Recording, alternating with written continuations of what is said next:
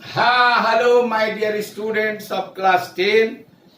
बहुत दिन पहले, आज से 5-6 दिन पहले हम आपको अपवर्तन पढ़ाए थे। एक बार फिर दोहरा दे। अपवर्तन प्रकाश में एक ऐसी घटना है जिस घटना के कारण प्रकाश किरण किसी माध्यम से अलग दूसरे माध्यम में जाती है, तो वो या तो अभिलंब की तरफ मुड़ जाती है या उससे दूर भाग जाती है। कब मुड़ती है भाई? जब वह विरल से सघन में जाती है। काहे मुड़ती है भाई? वेग घट जाता है यार, इसलिए मुड़ती है। और दूर काहे भागती है? तो वेग बढ़ जाता है। तुम एक नल खोल के देखो, जब तुम नल का पानी धीरे धीरे गिराओगे तो वो सीधा गिरेगा, और जब नल के पानी का स्पीड बढ़ा दोगे तो इधर उधर भागने लगेगा। तो वही तो कारण है प्रकाश के अपवर्तन का, प्रकाश के वेग का बढ़ना। आइए आज अपवर्तन पर कुछ और एक दो नया क्वेश्चन पढ़ें। एक क्वेश्चन जो आपके सिलेबस में क्लास 10 में है, क्लास 10 फिजिक्स में एक सिलेबस में एक क्वेश्चन है, पार्श्विक विस्थापन क्या है? पार्श्विक विस्थापन क्या है? What is lateral displacement? Lateral displacement क्या है? डिस्प्लेसमेंट क्या है? पार्श्विक विस्थापन क्या है? तो इसको समझने के लिए एक चित्र देखिए। ये देखिए, एक कांच का एक सिल्ली है, कांच का आयताकार slab, rectangular slab of glass, कांच की आयताकार सिल्ली एडी। ये क्या है? ये एक अभिलंब है, अभिलंब है। यह इस बिंदु पर, क्यू बिंदु पर अभिलंब है। क्या नाम है भाई? M1 N1 नाम है, मान लीजिए इसका M1 N1। इसको यहां तक ले आइए, यहां तक ले आइए। ये एक अभिलंब है M1 N1। ये इस पर अभिलंब है, किस पर? एडी पर। कांच की सिल्ली है। आप पूछिएगा कांच की सिल्ली क्या होती है, तो आप कभी शादी विवाह में बर्फ का सिल्ली देखे होइएगा। बर्फ का सिल्ली बड़ा वाला, बाराती लोग को शरबत पिलाने के लिए लाया जाता है, वैसा ही होता है कांच का सिल्ली। हम आपको दिखला देंगे कि किस तरह का प्रायोगिक सिल्ली होता है कांच का, तो हम आपको दिखा भी देंगे। वो सिल्ली है। और ये क्या है जनाब? ये एक प्रकाश किरण है जो किसी स्रोत से चल के PQ की दिशा में आ रही है। काश यदि इसे किसी ने डिस्टर्ब नहीं किया होता तो यह अपनी सीध में Q डैश तक और उससे भी आगे चली जाती, क्योंकि प्रकाश सरल रेखा में चलती है और यह कोणापतन कोण। लेकिन आप तो जानते हैं विरल से सघन माध्यम में जाने पर यह थोड़ा अभिलंब की ओर झुकती है। तो लीजिए, ये थोड़ा सा झुक गई और झुक कर R तक चली। ये कोण स्मॉल r है। यहां पर जब ये पहुंची तो फिर ये कहती है कि अब तो मैं अभिलंब से दूर भागूंगी, अब तो मैं अभिलंब से दूर भागूंगी। ये दूसरा अभिलंब है M2 N2, और इससे ये दूर भागेगी क्योंकि आज ये सघन माध्यम से, सघन माध्यम इसलिए कि यह कांच है और ये सघन माध्यम है, इसका अपवर्तनांक म्यू ऑफ G मान लीजिए। और ये हवा है, यह विरल माध्यम है और इसका अपवर्तनांक म्यू ऑफ A बराबर 1 होता है। हवा का अपवर्तनांक हम आपको पढ़ा चुके हैं। ये प्रकाश किरण इस दिशा में चली। अब ये यहां से जब निर्गत होगी तो फिर अभिलंब से दूर भागेगी, और ये जो दूर भागती है तो वैज्ञानिक ने देखा ये जो निर्गत किरण है, निर्गत किरण, इमरजेंट रे, इमरजेंट रे इसको अंग्रेजी में बोलते हैं इमरजेंट रे, ये आपतित किरण की दिशा के समानांतर है, समानांतर है। तो इस दोनों के बीच की ये जो दूरी है जनाब, यह दूरी हर जगह स्थिर है। यहां भी d है, तो यहां भी कितना है, d है ना, लंबवत दूरी स्थिर है दोनों के बीच की, चूंकि ये दोनों समानांतर है। इसी को कहते हैं पार्श्विक विस्थापन। यही चीज कहलाता है पार्श्विक विस्थापन, लेटरल डिस्प्लेसमेंट। यही चीज कहलाता है लेटरल डिस्प्लेसमेंट। ठीक है, अगर आप इसको I1 मानते हैं, इसको R1 मानते हैं, तो यह डेल्टा हुआ, डेल्टा, और ये विचलन कोण I1 माइनस R1 के बराबर हुआ। ठीक है, ये पूरे स्लैब की मोटाई को T अगर मान लें तो हम लोग इसमें संबंध भी निकाल सकते हैं। ये I2 कहलाता है और यह R2 कहलाता है। ठीक है, ठीक। तो पार्श्विक विस्थापन क्या है? तो आंसर, एक आयताकार कांच की सिल्ली, कांच की सिल्ली, सिल्ली, सिल्ली बोले तो स्लैब, ग्लास स्लैब से, इसका नाम रख दीजिए एबीसीडी, एबीसीडी से अपवर्तन पर विचार करते, विचार करते। यहां हम पाते हैं कि क्यू डैश समानांतर RS, क्यू डैश समानांतर RS। और ये देखिए जनाब, आपके लिए आ गया, ये कांच की सिल्ली है। इस तरह की सिल्ली को रखकर एनसीईआरटी की पुस्तक जब देखिएगा तो उसमें आप पाइएगा कि उसमें प्रयोग कराया जाता है। लोग यहाँ केवल बोलते हैं सुल्तानगंज शहर में हम एनसीईआरटी की किताबें पढ़ाते हैं, प्रैक्टिकल वगैरह कोई भी कराते हैं तो उनका नाम है वर्मा सर।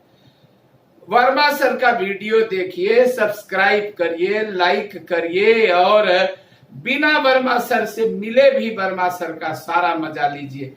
हम एक दिन आपको इसका भी प्रैक्टिकल करके दिखाएंगे। इसके पहले के क्लास में हम आपको दिखा चुके हैं लिटमस पेपर का प्रयोग, और यहां दिखाएंगे हम आपको अपवर्तन का प्रयोग। यह वादा रहा। यही है कांच की सिल्ली एबीसीडी जो आप यहाँ चित्र में देख रहे हैं, और यही है जो है RT, यही है पार्श्विक विस्थापन। यहां हम पाते हैं कि क्यू डैश बराबर समानांतर RS, RT बराबर D को पार्श्विक विस्थापन, पार्श्विक विस्थापन कहते, इसी को हम लोग पार्श्विक विस्थापन कहते हैं। जब आप +2 में हमसे ट्यूशन पढ़ने आइएगा, फिजिक्स का ट्यूशन, तब हम आपको इसका सूत्र भी बताएंगे और इसका उपयोग भी बताएंगे, परंतु अभी यह परीक्षा में नहीं आता है 10th क्लास में, इसलिए अनावश्यक हम आपके माथे पर लोड देना नहीं चाहते हैं। हम चाहते हैं, जो मेरा सिद्धांत है, धीरे धीरे प्यार को बढ़ाना है, धीरे धीरे ज्ञान को बढ़ाना है, और एक दिन हद से गुजर जाना है, और सुल्तानगंज में एक इतिहास बनाना है। और सुल्तानगंज का लड़का इतिहास बना रहा है मेरे संरक्षण में रह के।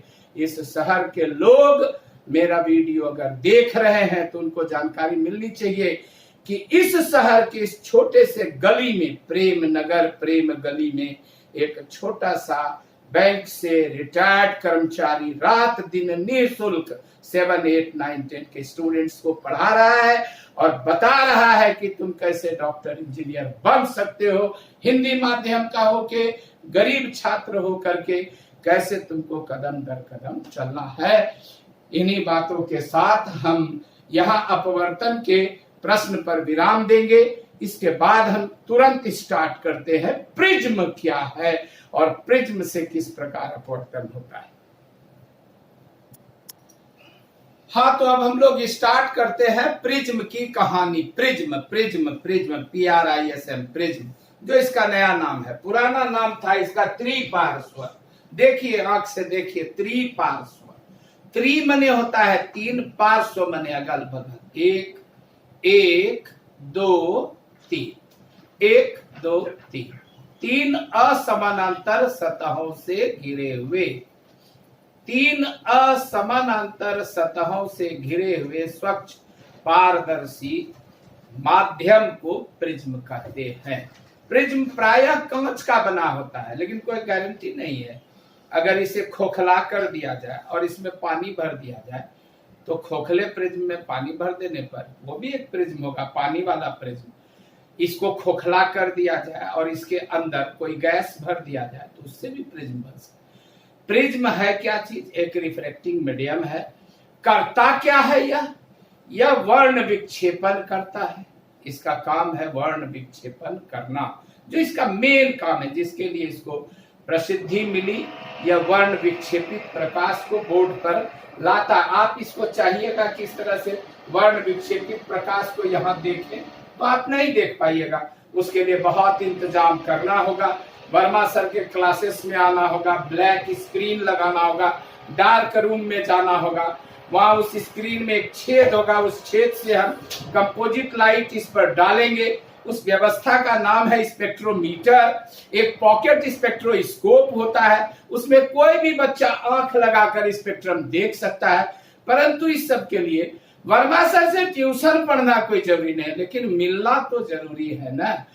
और क्या पता क्यों शहर के बच्चे हमसे रूठे हैं, आई डोंट नो। किसकी साजिश है, आई डोंट नो। लेकिन बच्चे आते नहीं हैं। It is a matter of regret कि इस सर, और मैं तो अपील करता हूं इस वीडियो के माध्यम से कि आप हमारे वीडियो से जुड़िए। जो हमारे पुराने स्टूडेंट्स हैं उनसे मेरी खास दरखास्त है कि वो जितने भी उनके ग्रुप के मेंबर्स हैं, उस ग्रुप के मेंबर में ये बात आपके तरफ फैला दीजिए कि वर्मा सर पुराने सवाब पर फिर आ चुके हैं और न केवल पढ़ा रहे हैं बल्कि बच्चों को बतला रहे हैं कि साइंस क्या चीज है।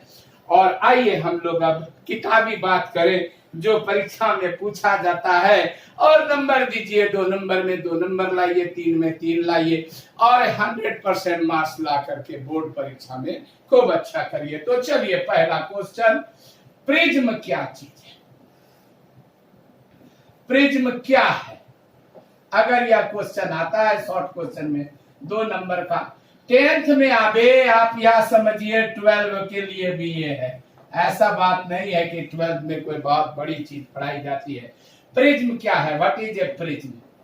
प्रिज्म क्या है? तो आइए, ये जो प्रिज्म है ये प्रिज्म है साहेब। एक समबाहु त्रिभुज बनाइए। प्रायः प्रिज्म का अपवर्तक कोण 60 डिग्री होता है। प्रायः हम बोल रहे हैं शब्द, गौर करिएगा, या नहीं बोल रहे हैं कि हमेशा। बात को चुनने का कोशिश करिए। प्रायः प्रिज्म का अपवर्तक कोण 60 डिग्री होता है। ये बन गया आपका प्रिज्म, ये हो गया आपका प्रिज्म। एक सतह ये हो गई, ये हो गई दूसरी सतह, और ये हो गई साहेब तीसरी सतह। तीन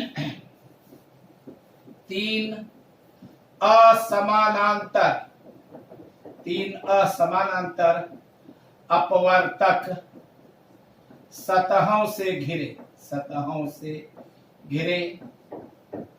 स्वच्छ पारदर्शी अपवर्तक माध्यम को प्रिज्म कहते हैं। प्रिज्म कहते हैं। यह प्रायः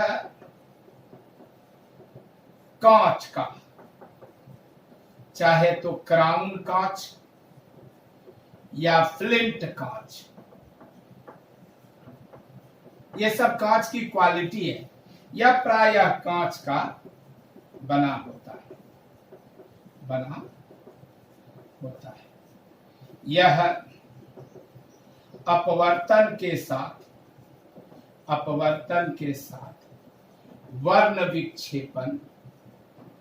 वर्ण विक्षेपण भी करता है।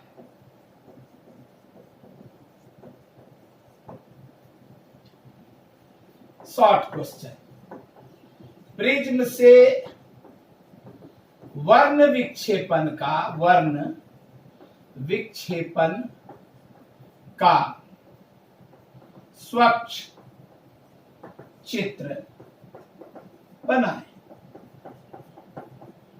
तो जब ये चित्र बनाना होता है तो प्रिज्म की एक विशेष आकृति हम लोग बनाते हैं, और वो आकृति होती है त्रिभुजाकार आकृति। प्रिज्म का जो सेक्शन है वह एक ट्रायंगल होता है। प्रिज्म का नाम ABC रखा गया, मान लीजिए। ए को प्रिज्म का कोण कहते हैं, इसको प्रिज्म का कोण कहते हैं, जानिए। और ये हो गई आपकी श्वेत प्रकाश किरण। आपको जानना चाहिए श्वेत प्रकाश एक यौगिक प्रकाश है साहेब। इसको यौगिक प्रकाश क्यों कहते हैं? श्वेत प्रकाश एक प्रकार का शोर है।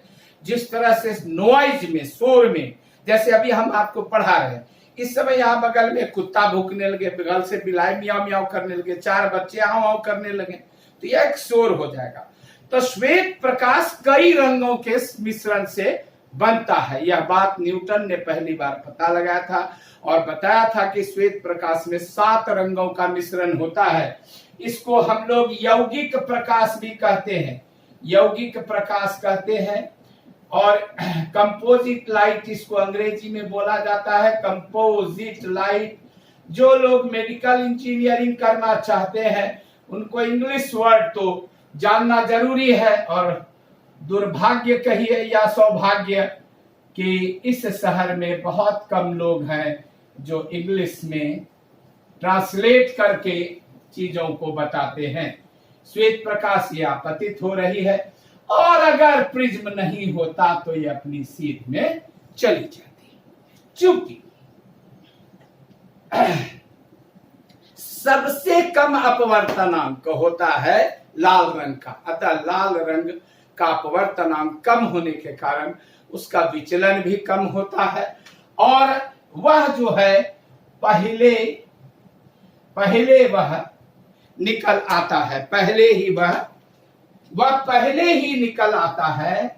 वह अधिक नहीं मुड़ पाता है, वह पहले ही निकल आता है। ये रेड कलर है, रेड, और ये पहले निकल आता है।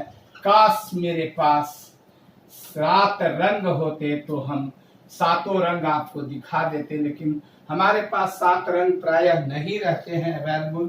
तो 2-3 कलर तो होता है, क्योंकि इस शहर में, छोटा सा शहर है, इस शहर में हर एक रंग का ये पेन नहीं मिलता है जिस पर बोर्ड पर लिखा जा सके, इसलिए वेरी सॉरी। चलिए, येलो कलर जो नील कलर है इसको हम लोग काला से ही दिखा दें। ये नील कलर है,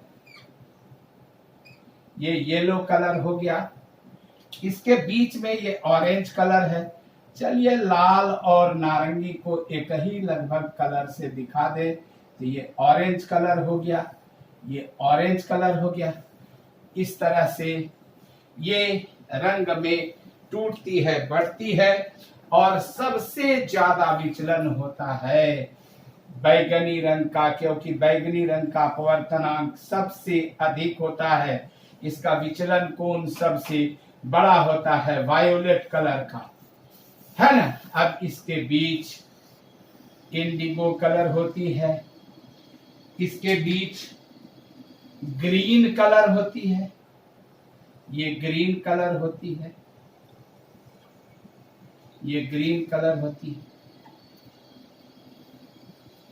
इसके बीच आसमानी कलर भी होता है, आसमानी कलर भी होता है।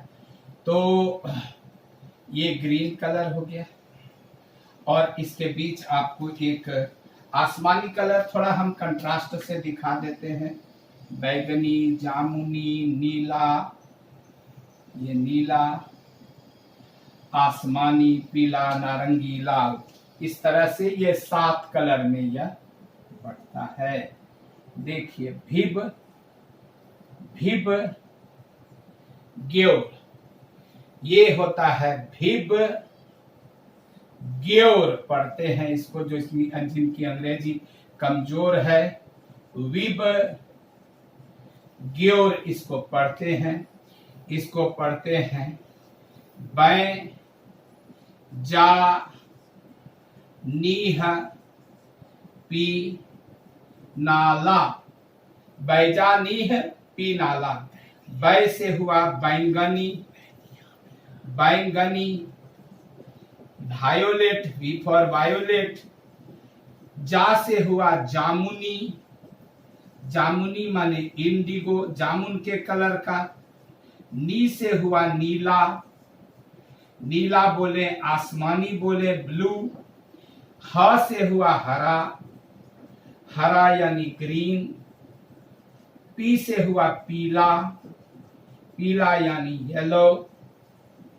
ना से हुआ नारंगी, नारंगी यानी ऑरेंज। और ला से हुआ लाल, लाल यानी रेड।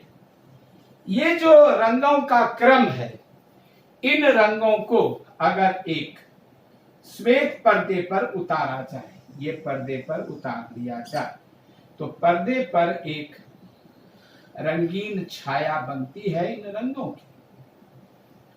कैसी छाया बनती है भाई? यही भिब ग्योर करके एक छाया बनती है। और ये जो छाया बन रही है इस पर, इसी छाया को हम लोग, ये जो शैडो बन रहा है, इसी शैडो को हम लोग स्पेक्ट्रम बोलते हैं। Spectrum, spectrum. और इसे हिंदी में वर्णपट कहते हैं, वर्णपट कहते हैं। और ये जो 7 रंगों की ये जो रंगीन छाया है, इसी छाया को वर्ण पट कहते हैं। और इस क्रम को, ये जो रंगों का यह जो क्रम है, इस क्रम को वर्ण क्रम कहते हैं। यह क्रम जो है, यह वर्ण क्रम कहलाता है। वर्ण क्रम means order of spectrum, order of spectrum वर्ण क्रम कहलाता है। और यही प्रिज्म से वर्ण विक्षेपण का संक्षिप्त चित्र है। आप आंसर में लिख सकते हैं, यह चित्र प्रिज्म से वर्ण विक्षेपण को दिखलाता है, वर्ण विक्षेपण को दिखलाता है। खत्म।